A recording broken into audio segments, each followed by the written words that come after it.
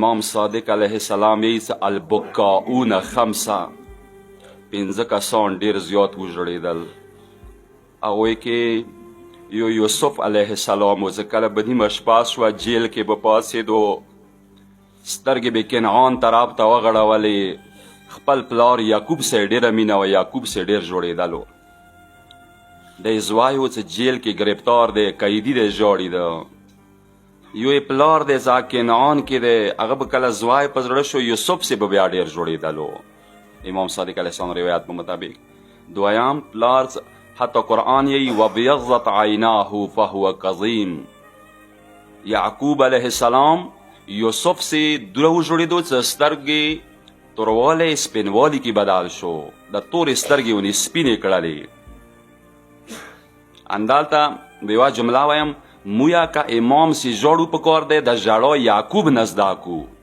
مویا یې چې یوسف زهرا، موږ که خپل یوسف یې ورته وو لکه څنګه یعقوب دغو وښو سره، دغو ژړوانو سره، دغ دار سره، دغ پریادو سره خپل زوی یوسف را یاد کړلو.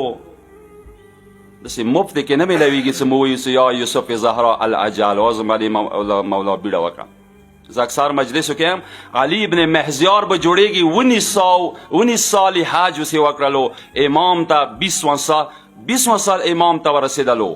علي ابن مهزیار چې هغه نام امام دار کړی دی، لسام امام یې دار کړی دی، لیدلی دی، یولسم امام یې لیدلی دی، 3 امامو شاګرد پاتې شوی دی. علي ابن مهزیار لکه سلام پرمندې کې یوه جمله شته دی چې علي ابن مهزیار یې توش هم یاد شي څه جمله شته دی که نه، یا مولا مو خپل علي ابن مهزیار وګرځوه. علي ابن مهزیار 60 کاله امام سې لاړو حج ته، 60 کاله، یعنی 60 کاله 19 کاله بعد امام زیارت ته نصیب شولو.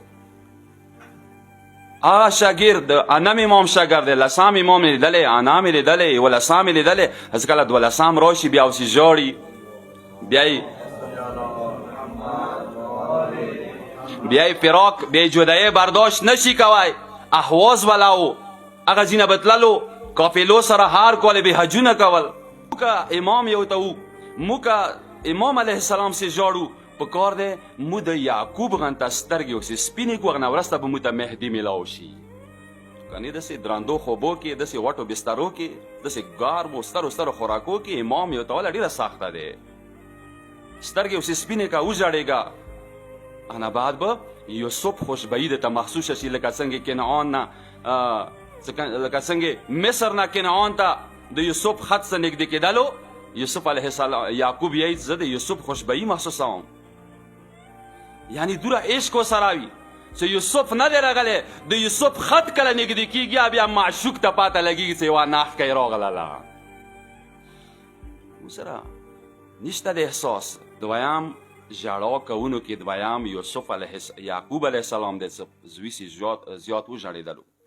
دریم چې کوم دی هغه آدم علیه السلام دی، دوی زیات وژړېدو. بکاؤن یعنی زیات ژړا کوونو کې. څلورم چې کوم دی هغه زین العابدین علیه السلام دی.